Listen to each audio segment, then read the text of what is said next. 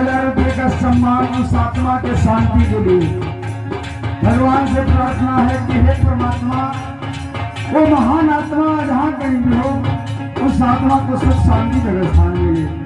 कहना है भजन के लाइन से,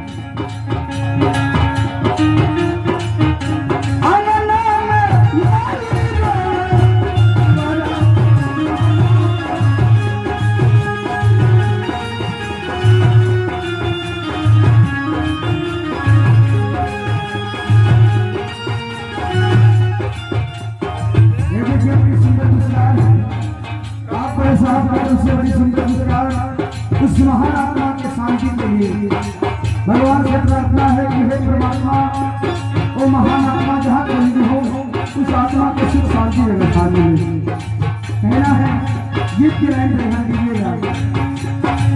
और